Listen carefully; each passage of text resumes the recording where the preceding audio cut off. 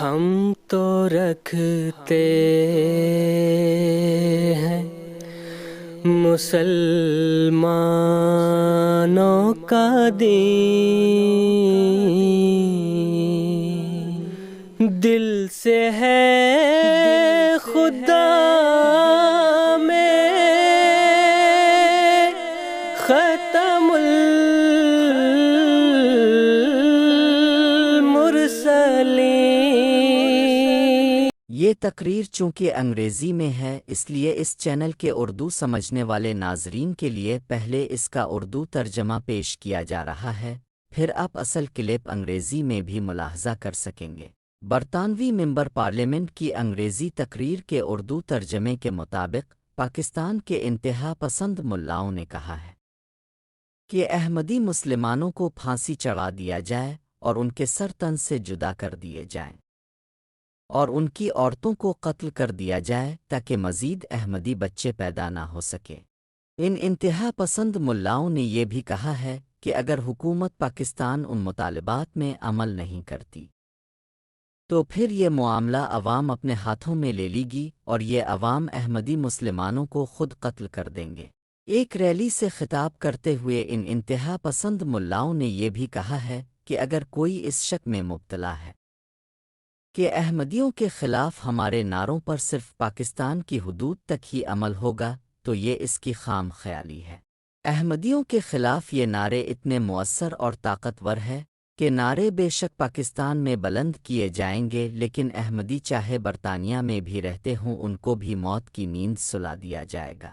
Member parliament نے کہا کہ یہ ایک انتہائی اشتعال انگیز گفتگو ہے اور اگر پاکستان اپنے آپ کو ایک جمہوری ملک کہتا ہے تو ایسی خوفناک گفتگو کرنے کی اجازت پاکستان میں نہیں ہونی چاہیے۔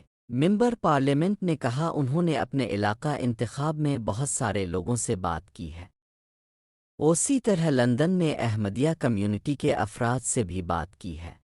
ان سب نے ایسی اشتعال انگیز گفتگو پر خوف اور پریشانی کا رد عمل دیا ہے کہ ایسی گفتگو سے نہ صرف پاکستان بلکہ برطانیہ میں رہنے والے احمدی مسلمانوں میں بھی خوف اور اضطراب کی لہر دوڑ گئی ہے۔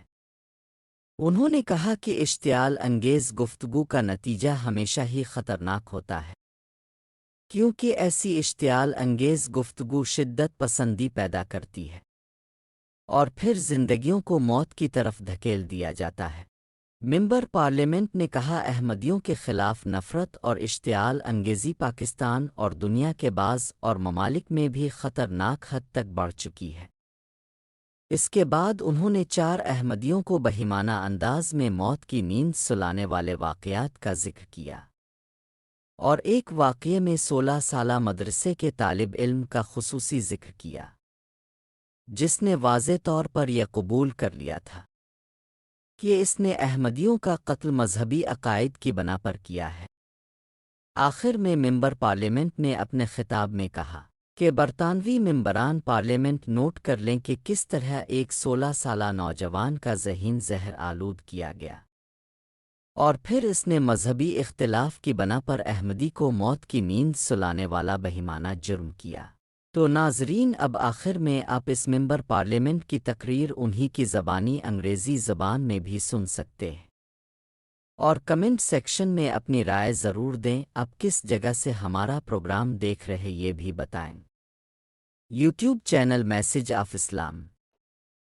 Extremist clerics in Pakistan have called on Ahmadi Muslims to be hung or beheaded, for their women to be murdered to prevent more Ahmadi Muslims from being born, and even for the government of Pakistan to understand that if they do not act, the people will take matters into their own hands and kill Ahmadi Muslims themselves.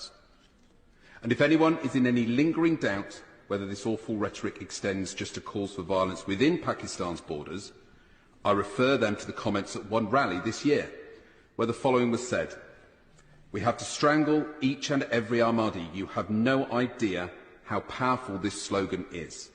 You will raise it here and Ahmadi will die in Great Britain." This abhorrent rhetoric, and it has no place in a democratic republic like Pakistan. And I know from conversations with many of my constituents, as well as Ahmadi Muslims across London, that it absolutely terrifies Ahmadi Muslims in Pakistan and here in the UK. Because rhetoric, as we too often forget, has consequences. Violent rhetoric becomes violence as surely night becomes day. And sure enough, violent hate crimes across Pakistan and around the world against Ahmadi Muslims are at shocking levels. This year, 4 Ahmadi Muslims were killed in a targeted manner. Tahir Iqbal, the president of a local Ahmadi Muslim community, was shot dead by 2 motorcyclists. Zaka Oreman, a dentist, was killed in his own clinic by 2 gunmen. In both cases, no perpetrators have been identified and brought to justice.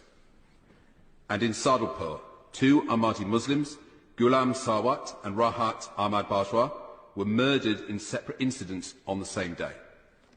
The alleged perpetrator, a 16-year-old student of a madrasa, confessed to the killings, citing religious reasons. 16 years old. I invite honourable members to recall the poisonous rhetoric that I've just outlined as why this young man must have been exposed to in order to carry out such a heinous act. हम तो रखते हैं मुसलमानों का दिल, हम तो रखते हैं मुसलमानों का दिल।